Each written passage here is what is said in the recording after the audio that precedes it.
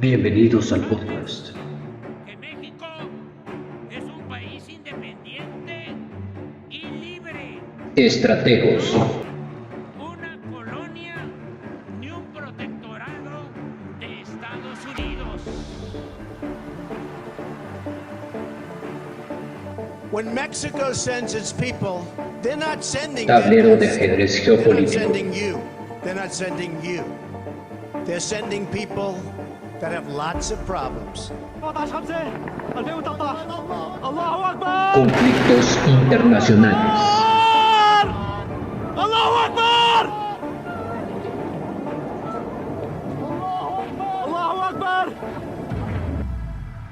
Les juro por Dios que no comen un arroz. Política. Vamos a ver cuánto tiempo dura. Y no me importa lo que digan los organismos internacionales, que vengan a proteger a nuestra gente. Que vengan a Geopolítica. llevarse a sus pandilleros. Si tanto los quieren, se los entregamos todos al 2 por 1. 解决台湾问题是中国人自主， Historia. 要由中国人来决定。我们坚持以最大诚意， Presentado por 尽最大努力，争取和平统一， Octavio Balanzario. 但绝不承诺放弃使用武力。 Quería aclarar esto también. Deben cambiar la forma de cooperar. Invitados la forma en la que especiales. Europa y Francia nos tratan. Deben comenzar a respetarnos, ver a África como verdaderos socios y dejar de tratarnos y hablarnos con tono paternalista, como si siempre saben lo que nos Entrevistas conviene y más. y lo que no nos conviene. Deben respetar a África. Россию за наши доблестные вооруженные силы. За победу!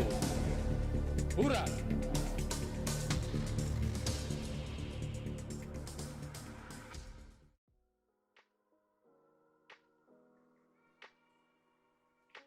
Bueno, como les decía, me parece que ahorita Ucrania se ve en una situación demasiado complicada. Está teniendo muchísimas bajas. Como ya decías, muchos de sus oficiales experimentados ya han perdido la vida.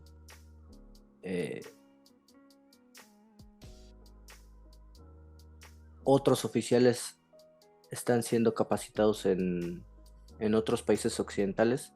Sin embargo, el hecho de que estos países que los están patrocinando les estén dando los apoyos de manera esporádica o parcialmente, porque me parece que este apoyo es un tanto conveniente a modo de que el conflicto no sea un conflicto horizontal, es decir, que no se agreguen los países de la OTAN. Me parece que el apoyo ha sido de manera muy esporádica, de manera que los ucranianos únicamente puedan utilizar este armamento o esta tecnología para la defensa. Y en esto ha sido muy claro Estados Unidos.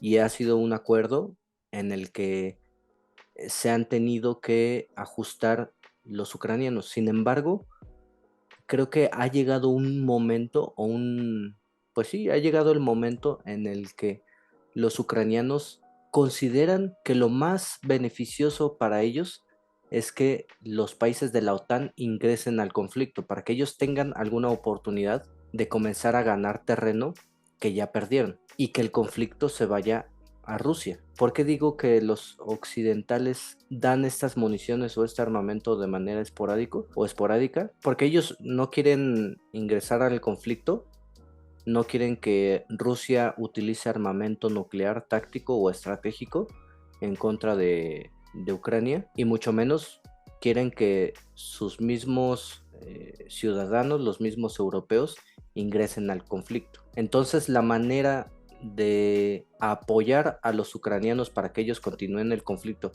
pero que no se escale, es dar armamento de manera esporádica, poniendo como pretexto algunas cosas. Por decir, no daban aviones F-16 porque decían que requerían de mucho entrenamiento, mucha capacitación, ponían muchísimos pretextos, ¿no?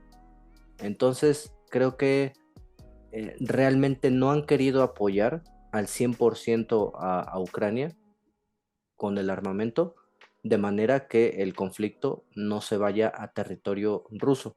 Y me parece que hace ratito mencionaba la cuestión de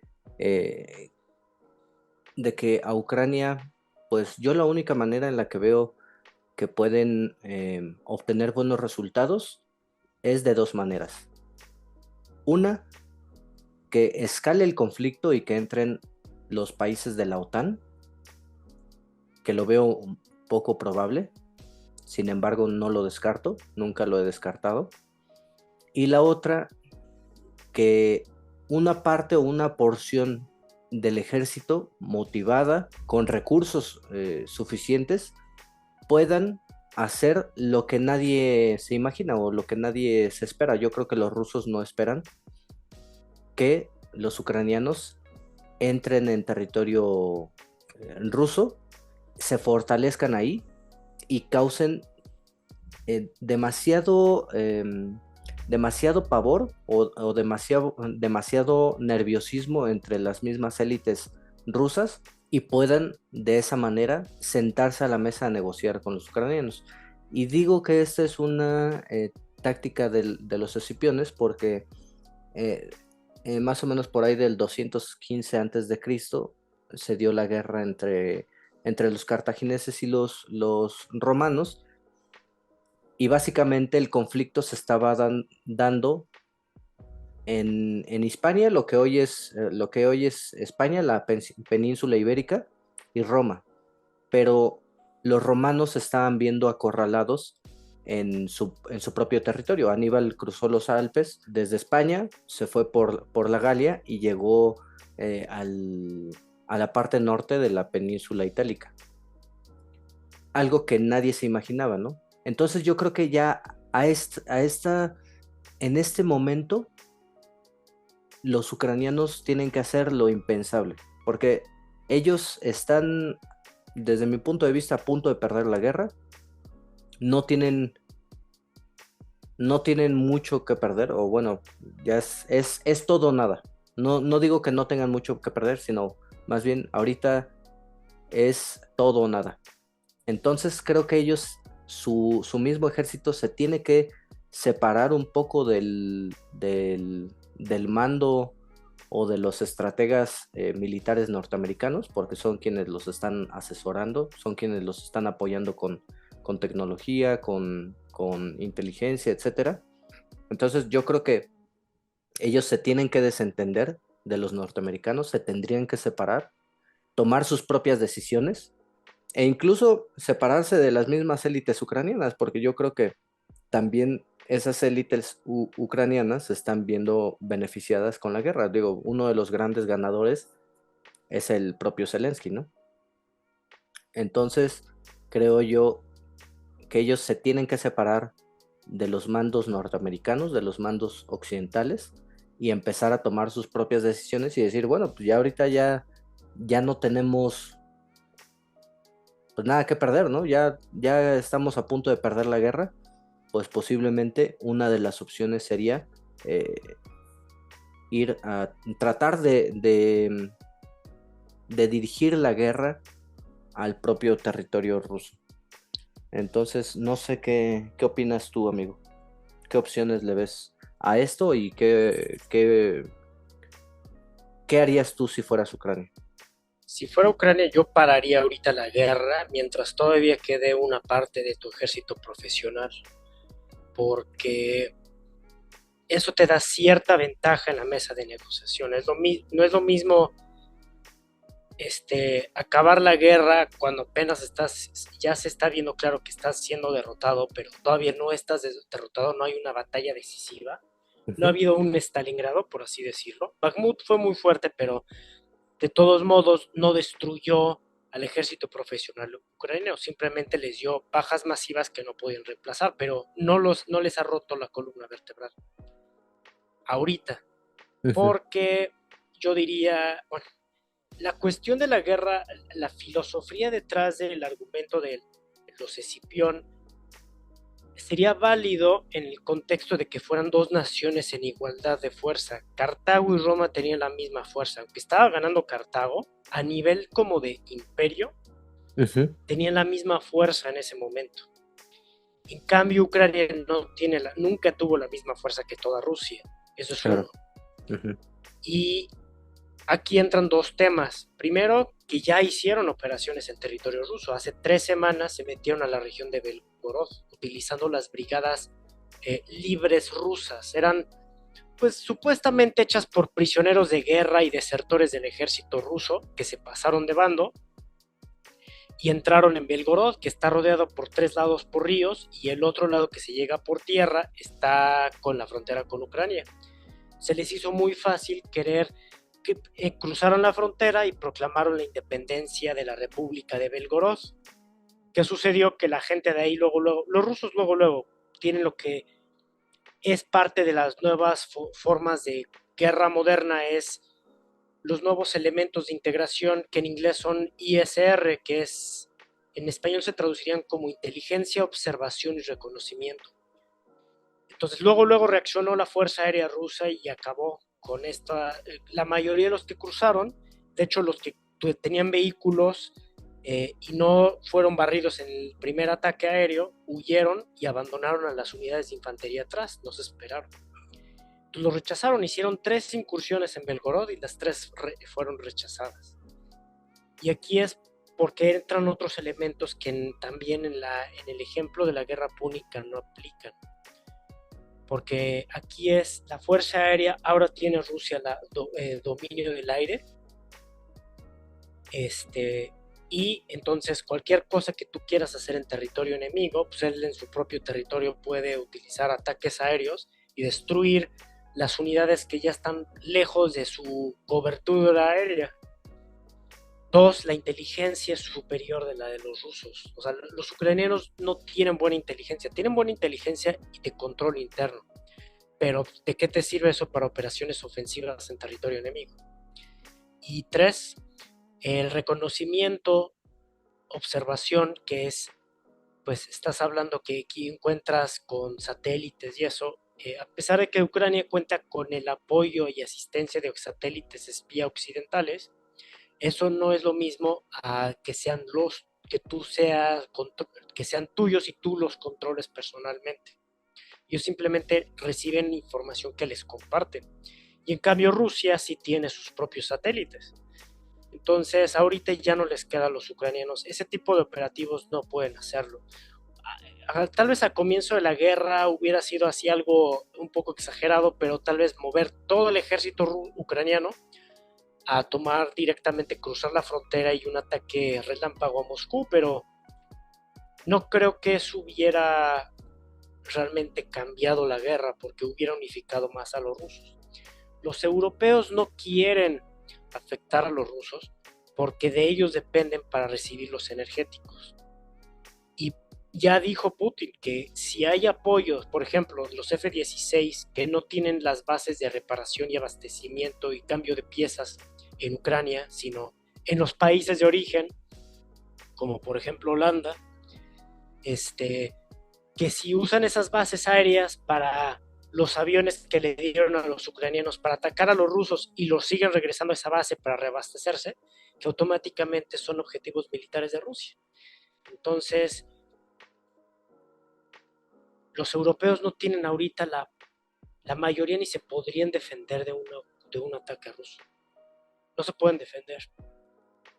Porque desde el final de la Guerra Fría se desmilitarizaron ellos para hacer todo lo que gastaban en defensa se fuera a su industria civil, desarrollar sus economías, y que los que se encargaran de su defensa fueran los Estados Unidos. Era parte de las quejas de Trump, que cada quien pagara lo que le correspondía de su parte como miembro de la OTAN, que era el 2% del gasto nacional, de presupuesto nacional en defensa, que nadie cumplía más que los griegos. Y en este caso, pues ningún país tiene los medios para que en este momento, si son atacados por Rusia, que ha estado aumentando sus efectivos y movilizando sus grandes reservas de armamento que tenía almacenadas, nadie puede comprar con eso porque la Unión Soviética gastaba el 50% de su Producto Interno Bruto en armamento. aunque no es armamento moderno, la gran mayoría es armamento de los 60s y 70s, es tan en grandes cantidades y su dominio requiere de muy pocas horas de entrenamiento y capacitación que puedes movilizar gran parte. Además, la población en Rusia todavía está obligada a hacer servicio militar. Entonces, con que sigas llamando gente que hizo servicio militar en años pasados, puedes movilizar. Rusia tiene una reserva de 25 millones de habitantes, que son parte de la reserva no activa. Nadie en Europa tiene esos números. O sea, aunque los 25 millones es un número muy amplio y incluye población que tal vez ya no es viable para hacer servicio militar, supongamos que la quinta parte pudiera servir, son 5 millones. Nadie en Europa puede manejar 5 millones, ni siquiera Estados Unidos.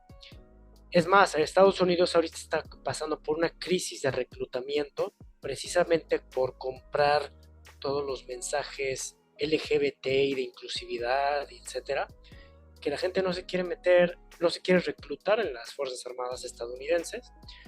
Estados Unidos no logró, puede enfrentarse contra un país, pero como el caso de que Rusia es la puerta de entrada para el norte de China, China no va a dejar que colapse Rusia. Además de que Estados Unidos solamente tiene 40,000 tropas en Polonia de la OTAN, que 40,000 tropas las podría barrer Rusia. Es eso, que la cuestión que Rusia tiene tal cantidad de armamento que no es lo mismo combatir con Afganistán, Irak, que con Rusia, que tiene ejércitos que va gastando, pues en momentos altos de la guerra podían gastar cerca de 30,000 balas de artillería al día. Para darte una idea, Rheinmetall, la empresa alemana de armamento, produce 450,000 rondas al año. Ucrania necesita 1,000,000 para más o menos mantenerse, pero ellos gastaban en su mejor momento 6,000 piezas de balas de artillería al día, 5 veces menos. Entonces, aunque su artillería pudiera ser gran parte más moderna, porque eran equipos occidentales, tienen tanta inferioridad, y como es en número de bocas de cañón, y aunque destruyas un porcentaje de las rusas, pues son más fáciles de reemplazar porque son más baratas y es tecnología más vieja, y por lo tanto más barata. Para los ucranianos no pueden reemplazar ni al artillero, ni la pieza de artillería, ni tampoco la munición de artillería. Entonces, si estás hablando que la principal industria de armamento de Europa no puede abastecer lo que necesita Ucrania, nadie en Europa en este momento está en condiciones, y yo creo que Estados Unidos tampoco está en condiciones para un enfrentamiento con Rusia. No es que estén en igualdad. Estados Unidos es mucho más fuerte que Rusia. El problema es que en unas cosas, Putin desde el 2007 cambió la doctrina de defensa rusa, la guerra asimétrica, diciendo, cuesta mucho dinero invertir en lo que invierten los estadounidenses, queriendo competir en la misma línea. Estados Unidos acababa de hacer un nuevo escudo antimisiles en Europa y en la costa oeste. Dijo, qué raro, eso parece que está dirigido hacia Rusia, porque China se estaba en ese entonces volviendo súper socio comercial con Estados Unidos. Entonces dijo, en vez de dedicar nosotros a hacer nuestro escudo antimisiles, que es varias veces más caro que misiles ofensivos, decidió hacer misiles ofensivos, es más barato. Y dijo, no importa que nos destruyan, si nosotros al final del día también nos podemos destruir. Por eso Rusia tiene más armas nucleares que Estados Unidos y están más avanzados en lo que se llaman los misiles hipersónicos, que puedes tú utilizar 2-3 misiles hipersónicos para atacar cada portaaviones, y cada misil es mucho más barato que un portaaviones. Si eso sin contar lo que requiere entrenar la tripulación de un portaaviones, ¿no? Los pilotos de avión, los marinos, los oficiales, toda la gente de mantenimiento. Correcto. Es que precisamente como se dieron cuenta que era más barato invertir en ofensiva, dijeron, ok, no importa que nos destruyan. Eso va un poco de acuerdo a la cultura rusa. La cultura rusa siempre fue de esa mentalidad de usualmente se dieron cuenta que sus enemigos o eran más numerosos en Asia o eran más profesionales en Europa. Entonces tuvieron que ver la forma de decir, ¿sabes qué? La fuerza de voluntad de perder millones a cambio de al final del día ganar la guerra, ¿no? No importa que me cortes el brazo, si con el otro brazo te logro cortar el cuello, ¿no? O enterrar la bayoneta. Es esa mentalidad de no me voy a preocupar por si sobrevivo, si hay un mañana o no hay un mañana para mí. Lo que sí es que si tú me atacas y me vas a destruir, yo me voy a asegurar de destruirte a ti también. Entonces eso ha sido el principal disuasivo de Estados Unidos de meterse contra Rusia. A eso me refiero. Y algo importante es que no hay un sistema de defensa a la fecha en contra de un misil hipersónico, ¿no? Una filosofía militar que me parece me parece que también ha adoptado Corea del Norte, ¿no? Corea del Norte tiene algo similar, no es exactamente igual, tiene dos cosas Corea del Norte que le dan ventaja. Primero, Seúl, la capital de Corea del Sur, está tan cerca de la frontera que no necesitas dispararle misiles. Con pura artillería puedes bombardear la ciudad y tienen cerca de, creo que 600, tienen una cantidad ingente de piezas de artillería los norcoreanos que en 48 horas podrían barrer gran parte de la ciudad de Seúl, con pura artillería convencional.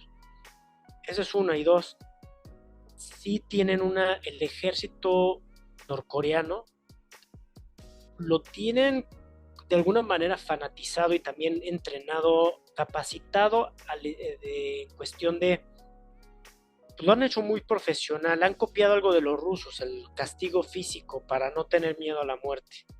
Entonces se van acostumbrando al dolor, a la carencia de comida, cosas por el estilo. Tal vez no sean los soldados más profesionales, pero yo creo que te explica por qué el ejército de Surcorea ha tratado de mantenerse en un nivel de alto rendimiento si su enemigo no fuera del mismo tipo, no fuera también de alto rendimiento. Entonces, aunque fuera más atrasado, Norcorea tiene la mentalidad, no es exactamente la misma, pero sí es una mentalidad de sacrificio también. Tal vez la comparación sería mucho como la de los japoneses de la Segunda Guerra Mundial, que a pesar de que se rendían, se guardaban granadas y se volaban, o los kamikaze, ¿no? De ya no tengo torpedos, ya no tengo munición de las ametralladoras, pues me estrello, no para suicidarme, sino para ver si puedo hundir el barco enemigo. Y esa es la defensa hasta la muerte. Son muy pocos pueblos que han tenido históricamente esa mentalidad.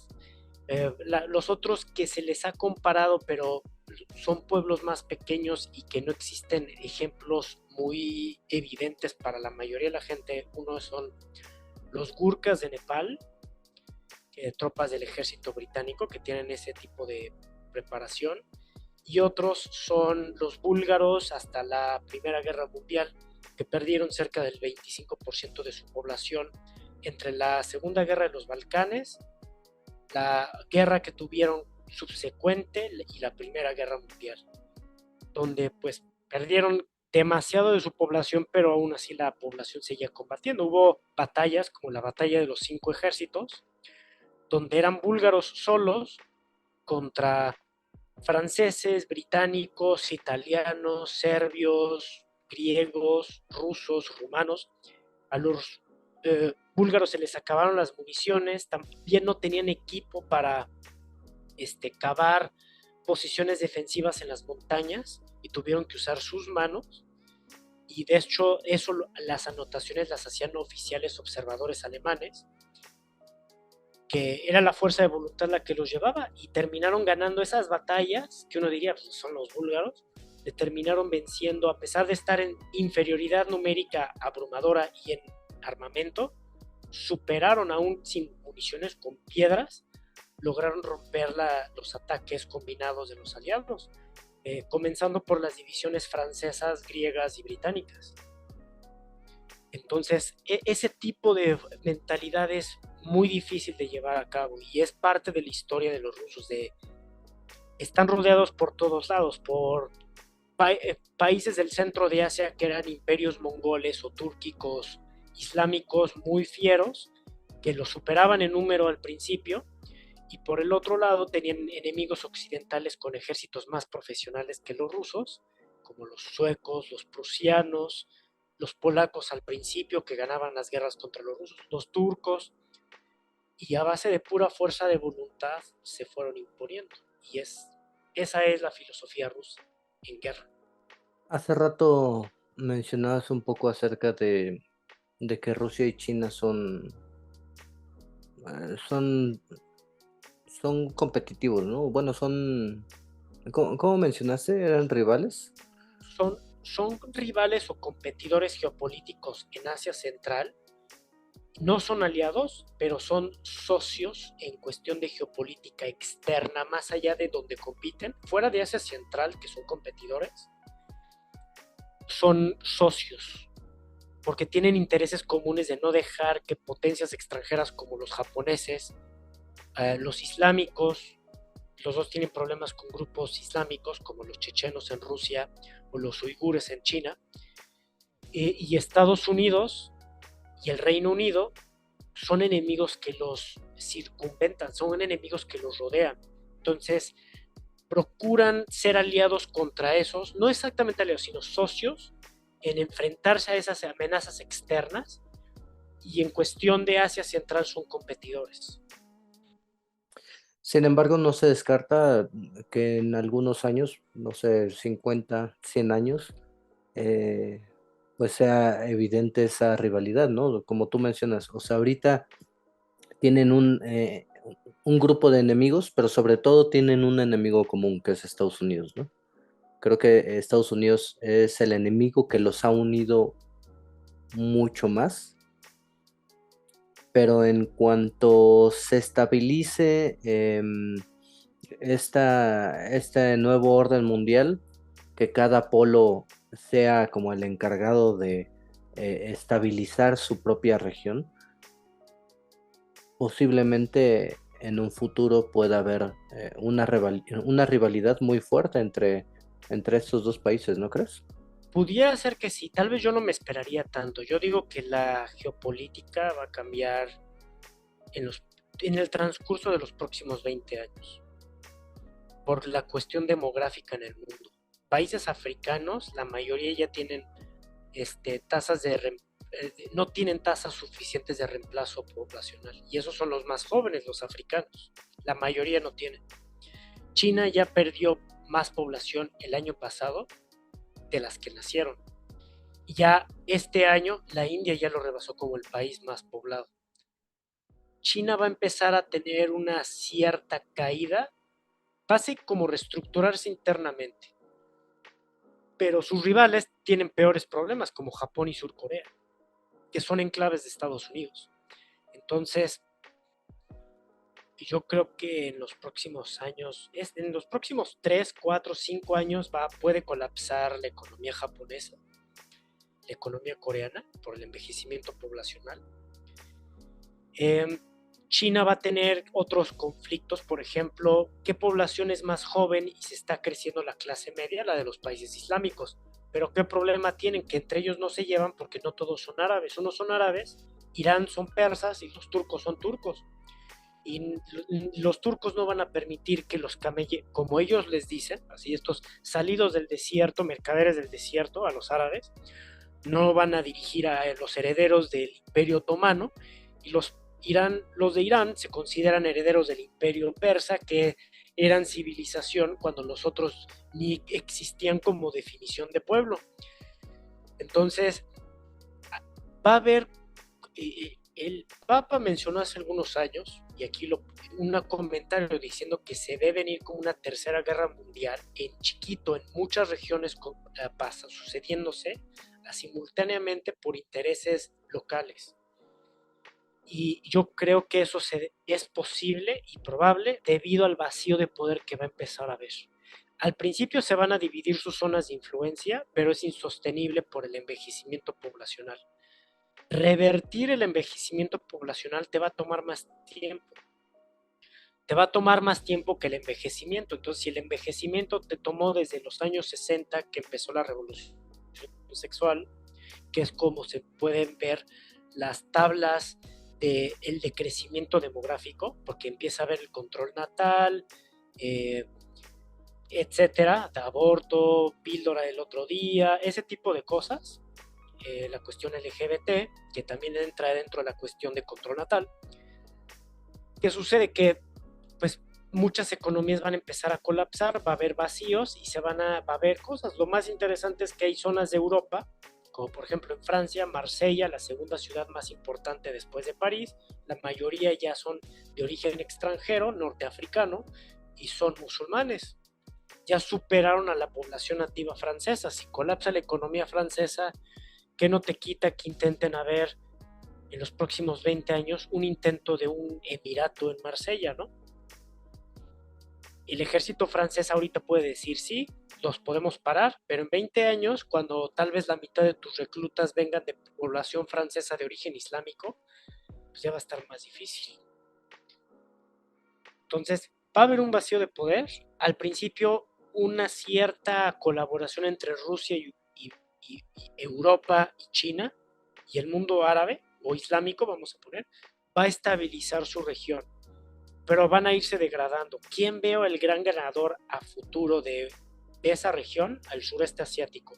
Malasia, Indonesia, Vietnam, Camboya, Tailandia, la Nueva Guinea, son los que veo como el gran futuro de esa región. Siento que son los más de población más joven y creciente, las Filipinas, con una cultura todavía más tradicional y de una espiritualidad más profunda. ¿A qué viene la cuestión espiritual? Que te da una visión más trascendental de la historia. Entonces, aguantas, en vez de buscar la satisfacción inmediata, puedes aguantar más sacrificio inmediato para pensar a largo plazo, es decir, hacer las cosas por tus hijos o por tus nietos, el sacrificar cierto bienestar. Y siento que son culturas que todavía se han mantenido más tradicionales en sus raíces, y que eso puede permitir, como sigue creciendo la población, que esa zona va a ser una zona comercial lleno de islas y puertos, pues un tráfico comercial marítimo brutal. Van a ser los grandes ganadores de la región. África la veo en el fondo que va otra vez a colapsar en guerras locales, va a ser un campo de guerra, limitado, local, pero a nadie le conviene una África estable. ¿Por qué? Porque todos necesitan de los recursos naturales de África. Los chinos necesitan, Estados Unidos necesita, Europa necesita, los musulmanes necesitan. Entonces, África va a estar todavía, vamos a decir, en mala situación. Y aquí entra la gran interrogante: ¿qué pasa con Latinoamérica? Pues tienes Latinoamérica, que pues es la zona geográfica de Estados Unidos, pero Estados Unidos no la quiere desarrollar porque tiene el gran miedo que ya hablaban los militares estadounidenses, como el almirante Mahan en el siglo XIX, de Latinoamérica, que es decir, que Latinoamérica se uniera en un solo país.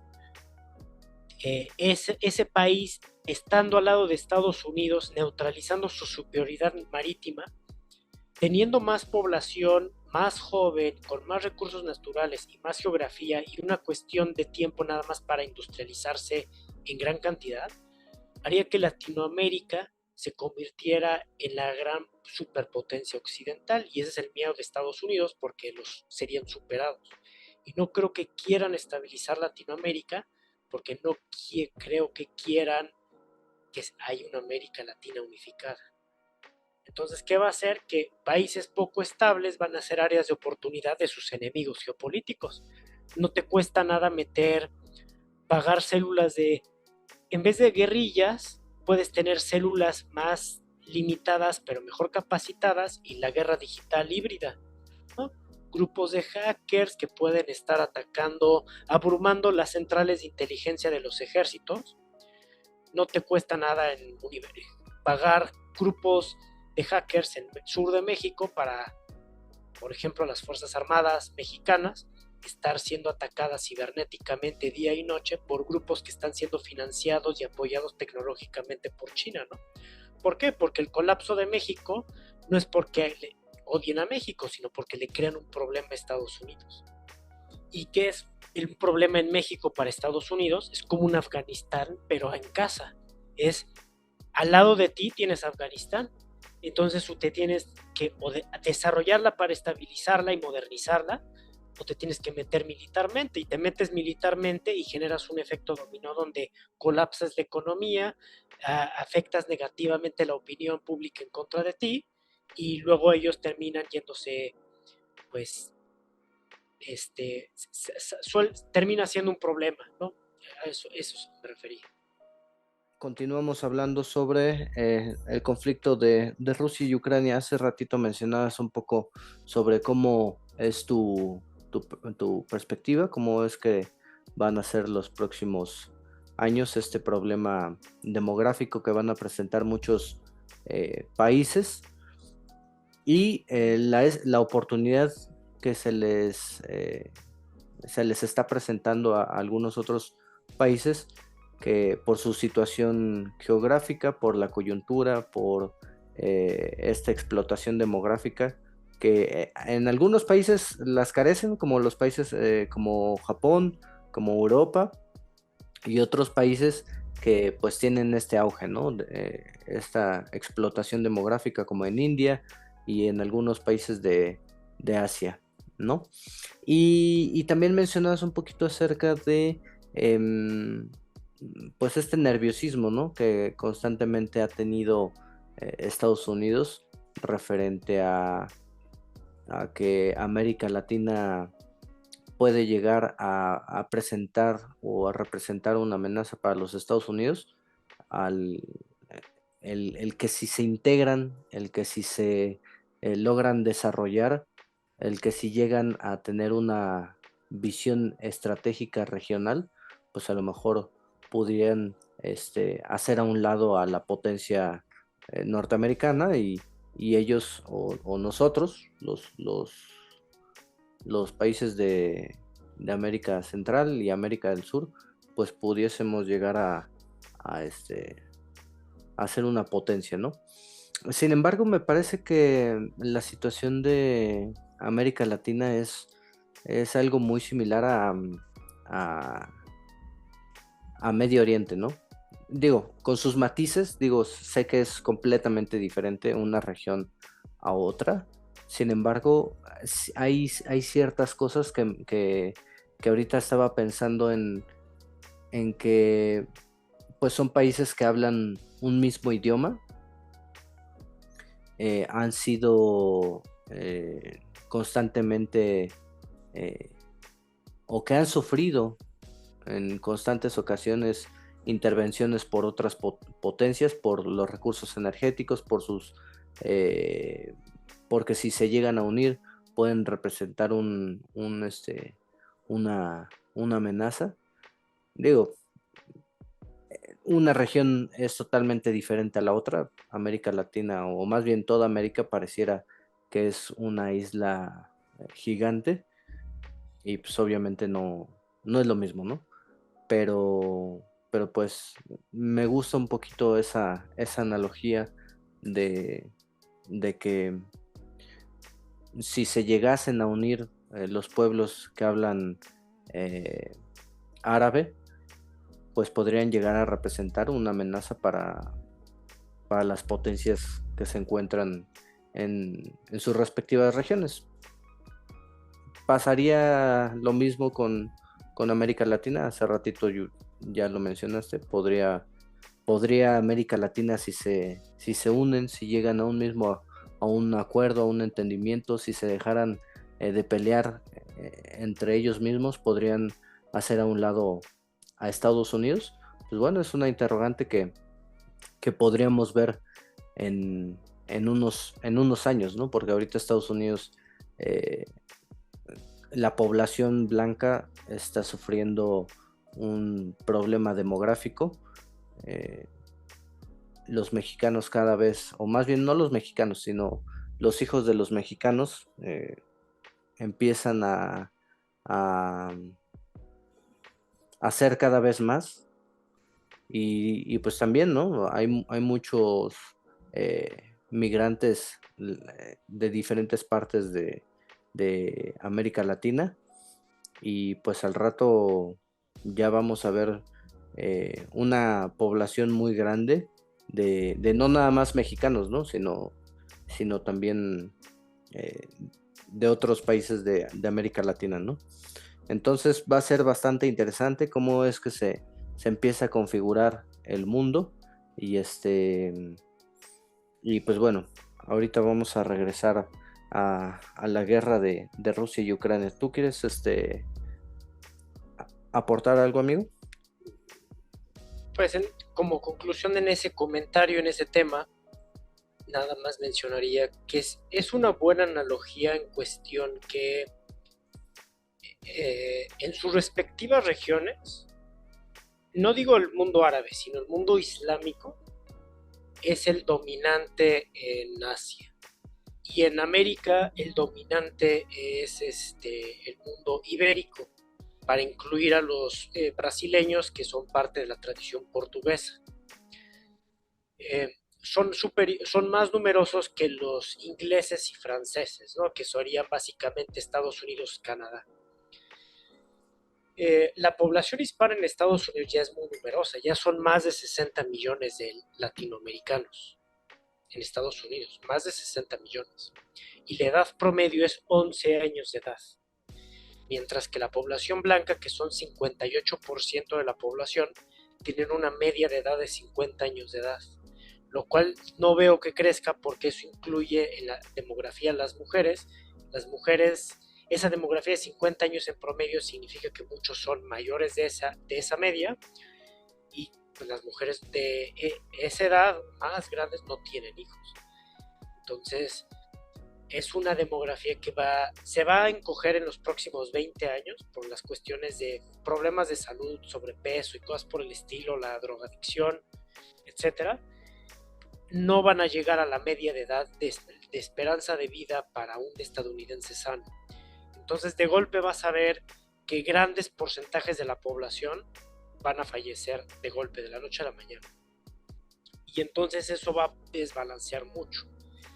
En la cuestión del mundo islámico sí tiene una similitud en que son las dos regiones en vías de desarrollo. No somos propiamente primer mundo, pero tampoco somos tercer mundo, ni el mundo islámico ni el mundo latinoamericano. Hay sus excepciones, como mencionaste, sus matices, pero el mundo islámico es de los que han crecido la clase media también masivamente. Países como Irán es el país que tiene en la práctica más equidad de género, no en cuestión legal o cultural, sino en cuestión de oportunidades laborales, porque las mujeres son las más educadas del mundo. Es de los países donde las mujeres más en porcentaje tienen más números de licenciaturas, maestrías y doctorados, entre ellos muchísimas ingenierías. Entonces es impresionante que muchísimas mujeres pueden incorporarse por sí mismas a la clase media, lo cual cambia la dinámica del país, pero eso hace que socialmente sea una población más educada y económicamente sea más estable. Entonces tiene cosas interesantes, y el mundo islámico, si se uniera, no nada más el mundo árabe, si incluyes a las poblaciones no árabes, que hay incluso en el sureste asiático, como Indonesia, que tiene casi 300 millones de habitantes y la mayoría son musulmanes, pues es una población más numerosa que la China. Creen en una cuestión de llevar a cabo la voluntad de Dios de acuerdo al Corán, la voluntad de Alá de acuerdo al Corán en la tierra. Creen en la yihad, y es el martirio a base de la guerra. Entonces pueden ir más lejos que los soldados chinos. Y en verdad, vamos a ver, son dinámicas extrañas, y va a haber ventanas de oportunidad que se van a presentar. Pues muchas gracias, amigo, por esa conclusión. Y me gustaría, hay una pregunta que te quería hacer desde un inicio, ya retomando otra vez la guerra entre Rusia y Ucrania.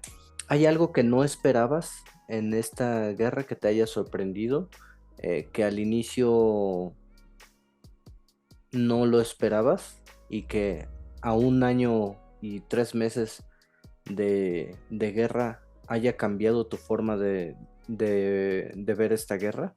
Sí, hay dos cosas. Primero, la expectativa inmediata. Al principio había una falta de información y todo era muy cargado en un lado, pro-Ucrania. Entonces yo compré la visión de Ucrania está defendiendo su territorialidad, cuando en el fondo había una guerra sucia donde secuestraban y asesinaban a rusos, incluyendo miembros de las Fuerzas Armadas que estaban en esa zona de la frontera o de las milicias del Donbass.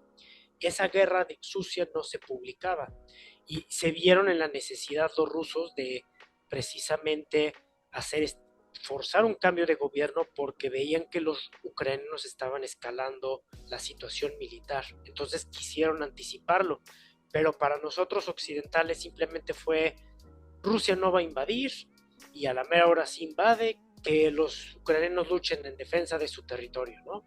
Muy blanco y negro, muy buenos contra malos, muy simplonamente.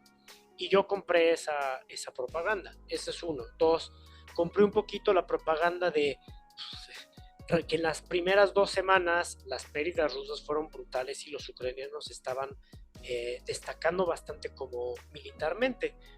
Pero lo que pasa es que uno es demasiado rápido para llevar a una conclusión. Los rusos no invadieron en una ofensiva activa blitzkrieg, sino entraron por 1000 puntos de entrada del país y con 180,000 tropas. Tú estás hablando que serían como 180 hombres por punto de entrada, obviamente en unos más y en unos menos, pero eso hace muchos cuellos de botella donde pueden ser emboscados y destruidos con armamento moderno alemán, sueco, estadounidense, británico.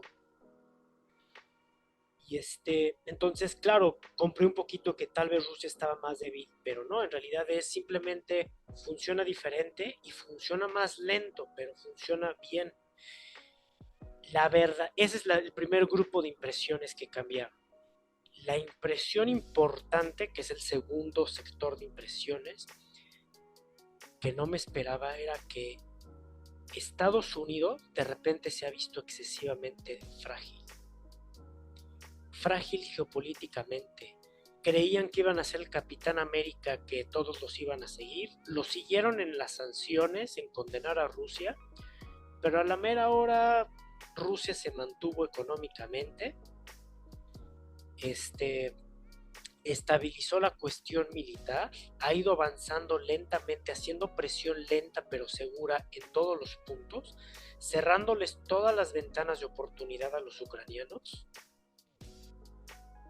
ganando la guerra de manera segura pero a su manera. Y Estados Unidos, desesperado, ha perdido aliados a diestra y siniestra, ha perdido en Latinoamérica, partidos de izquierda han ganado las elecciones, ha perdido en África. La India, que era regionalmente el principal aliado de Estados Unidos en esa zona del sur de Asia, porque era competidor de China, los problemas fronterizos que han tenido, resultó que China está más cercana a Rusia y de alguna manera llegó a un acuerdo con China, a pesar de que también son competidores, pero decidió hacer a un lado en parte a Estados Unidos para seguir siendo aliado de Rusia. La economía europea está colapsando y de la noche a la mañana se vio que Estados Unidos, que era el gran liberador de naciones y el que luchaba por los derechos de los desvalidos, se ha visto como el gran tirano que te vende con máscara de payaso, o sea, viéndote la cara de tonto, diciendo, sí, yo lucho por ti, pero te apuñala por la espalda, ¿no? Diciéndole a los alemanes, sancionan a los rusos, pero la economía alemana necesitaba de gas natural ruso y de petróleo ruso, si no empiezan a necesitar carbón y regresan a una industria sucia, no ecológicamente positiva. Cosas por el estilo donde todos se han visto afectados por la falta de liderazgo de Estados Unidos. Y lo más curioso es que la gente cree que Trump es la opción, como en México la gente pensó que López Obrador es la opción. Y si hay un verdadero vacío, puede haber un colapso si no de gobierno o de economía, sí social. Entonces, donde la sociedad está muy polarizada en cada país, y eso es terreno desconocido, porque yo no veo por un lado que la gente se arriesgue a una guerra civil, tiene a sus hijos en escuelas, tiene trabajos, tiene comida, no quiere poner eso en riesgo. Sin embargo, se está volviendo insostenible la situación, la actitud de la clase política. Y en México no estamos preparados para los cambios internacionales que nos van a afectar por estar cerca de Estados Unidos. Y Estados Unidos cree que muy fácilmente, ok, perdí este round, pero no me afectó en nada a Estados Unidos, el daño está en Ucrania, ¿no? ¿Y qué pasa si el resto del mundo se da cuenta, le da la espalda a Estados Unidos? Estados Unidos se convierte en el hombre malo de este momento histórico, el enemigo a vencer. O cuando menos, si no a vencer, a aislar, porque te causa problemas. Entonces, esas son las grandes impresiones serias y que ahorita me está dando, que me causaron que la fragilidad de Estados Unidos geopolíticamente, por abandonar al mundo y no importarles nada más que sus intereses de nada más ellos, y la falta de liderazgo que hay en el mundo. El liderazgo, la clase política internacional se ha visto completamente inepta. Los únicos que han destacado de alguna manera con todas las fallas y limitantes son China, Turquía. Turquía y Rusia. ¿Sí? China, Turquía y Rusia. Erdogan, de hecho, uno puede estudiar la figura de Erdogan. Muchas de su carrera política, cosas de su carrera política son exactamente iguales a las de López Obrador. Entonces tiene pros, contras. Aquí la gente que critica a López Obrador no se da cuenta por qué la gente votó por López Obrador, porque ya están hartos de políticos que te venden una cosa pero no te solucionan ningún problema. Pero hay un vacío, se están generando vacíos, parte de la militarización del país, que en el fondo no hay militarización, simplemente hay refuerzo de zonas estratégicas del país. Pero ¿eso qué significa? Que sí se prevé un cierto vacío de poder en ciertas áreas, y eso significa un riesgo para México, un riesgo para Estados Unidos. Entonces Estados Unidos tiene que bajar de la nube y ponerse a trabajar y tener una geopolítica clara y realmente llegar a la conclusión: o ayuda a Latinoamérica o no lo ayuda, pero esa falta de ayuda va a hacer que entre en crisis, y esa crisis me va a pegar porque están conectados por tierra. No podemos evitar, como Inglaterra, que es una isla, que los problemas de otros nos lleguen. A Estados Unidos sí le van a llegar los problemas de Latinoamérica. Entonces eso. Sí, y que un actor que nadie pensaba que podría ser el posible pacificador, pues es China, ¿no? O sea, yo la verdad es que no se me pasaba ni por la mente que a lo mejor China pudiera ser el mediador en la guerra, que no lo va a dejar Estados Unidos. O sea, Estados Unidos no va a dejar que Ucrania acepte que China sea el mediador del conflicto, ¿no? Sin embargo, pues ya se puso sobre la mesa el que China sea no el pacificador, pero sí ese mediador, ¿no? Un papel que ya estuvo haciendo Turquía. Son mediadores a medias, porque Turquía tiene cierta influencia en la región por el peso demográfico y económico que tiene, pero es un país un poco secundario al mismo tiempo. Polonia, que debería ser el otro mediador de la región, está en una actitud muy agresiva contra Rusia, claro, son los polacos, pero es una actitud no realista. Polonia está más avanzada que Ucrania, pero es un país más chiquito con menos población, entonces no debe de correr riesgos innecesarios. Y China es un mediador a medias porque diplomáticamente China, sus tradiciones diplomáticas milenarias se quedaron hace 1000 años atrás. Es un país que nunca recuperaron su cualidad. Los países asiáticos han tenido muchas limitantes en cuestión diplomática. Los países árabes, más que nada, han tenido una buena tradición diplomática que copiaron de los ingleses y franceses. Pero los chinos y los japoneses, por ejemplo, no, porque su forma diplomática fue un poco medio imperial de imponerse. China es un mediador que todavía está aprendiendo cómo hacer mediador. Pero ¿en qué sí tiene ventaja que Estados Unidos no tiene? Que es el principal inversor en Europa, así como Europa se está convirtiendo en el principal inversor en China. Entonces, no le va a quedar de otra. Estados Unidos podrá decir que no, pero la otra cara de la moneda es que declare la guerra, y ahorita no está listo para una guerra, y menos una guerra doble donde se tiene que meter contra Rusia en Europa y en el Pacífico contra China. Son dos países que defensivamente sí se van a poder proteger, defensivamente. Entonces, Estados Unidos, yo creo que están paralizados porque no tienen claro qué es lo que quieren. Ese es el problema. Y los europeos se van a someter a lo que China y Rusia digan, porque son los que invierten en Europa y son los que proveen a Europa de productos baratos y materias primas. Ya, pues muy interesante lo que dices. Pues vamos cerrando el programa de Rusia y Ucrania. ¿Hay algún comentario que quieras agregar? ¿Crees que se vaya a concretar esta contraofensiva? ¿Crees que después de esta contraofensiva vaya a haber una propuesta de paz? Yo creo que ya hay propuestas de paz. La contraofensiva no va a triunfar. Va a tomar ciertos objetivos, pero no van a alcanzar lo que quieren. Las bajas son de tal magnitud que si siguen como van ahorita, y obviamente es especulativo porque las cosas no siguen igual, especialmente en el aspecto militar. Si hoy tuviste un fracaso rotundo, no hace sentido que copies la misma estrategia el día de mañana. Entonces, pero si siguieran las cosas igual, yo creo que para fines de este mes, esta contraofensiva ya habrá terminado. No creo que eso es lo que vaya a pasar. Yo creo que van a ser más inteligentes y más cautelosos los ucranianos, pero de todos modos el daño ya está hecho y lo van a prolongar, pero no van a poder lograr sus objetivos.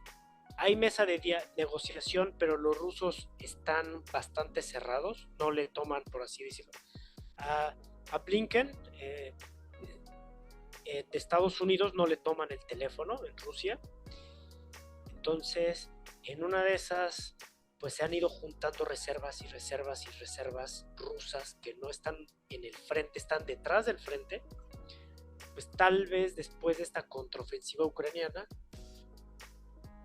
ahorita o el próximo año, que son las elecciones de Estados Unidos, hay una contraofensiva rusa que obviamente afectaría las elecciones de Estados Unidos en contra de Biden, pero esto pudiera, como yo veo, por cómo se quieren abrir empresas militares occidentales en Ucrania, que los rusos van a tragarse lo más que puedan de Ucrania, y tal vez los polacos se quedan con la zona de Lvov, que es la parte más occidental de Ucrania. Y eso lo vamos a ver en el transcurso de este año y del próximo año. Muy bien, bueno, pues me parece que en los próximos meses, si no resulta la contraofensiva, que coincido contigo, no creo que vaya a tener muy buenos resultados. Creo que Rusia va a avanzar y va a avanzar más de lo que había estado avanzando en este año que llevamos de guerra. Rusia me parece que va a estar avanzando mucho más rápido de lo que había estado avanzando. Ucrania ya se encuentra en una situación muy, muy desesperada.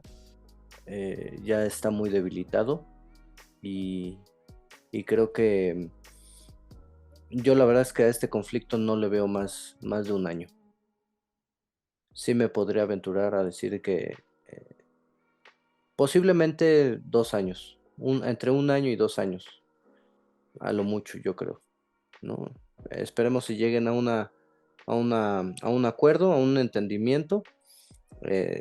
Es lamentable lo que está pasando en Ucrania, pero pues bueno, así son las cosas en el mundo, en la geopolítica, en los conflictos internacionales. Y pues bueno, vamos a ver qué es lo que sucede, ¿no? Te agradezco mucho, amigo, por este tiempo de conversación. Les agradezco a todos los que nos han estado escuchando. Ustedes mándenos un mensajito, díganos qué es lo que piensan, si Ucrania va a obtener buenos resultados en esta contraofensiva, qué es lo que va a pasar con Ucrania. Ahí déjenos sus comentarios en YouTube, en el podcast, y nos vemos en el próximo capítulo. ¿Hay algo que quieras agregar, amigo? No, muchísimas gracias por darme este espacio para poder comentar, y muchas gracias por la invitación. Como siempre, un gusto y un placer. Pues bueno, nos estaremos viendo más seguido por acá. Igual si les gusta este tipo de podcast, si les gustan más los temas sobre conflictos internacionales, sobre geopolítica, un poquito más que andar hablando de las corcholatas o lo que sea, pues también díganos. Eso nos retroalimenta a nosotros para darles este espacio, ¿no? Para que nos escuchen.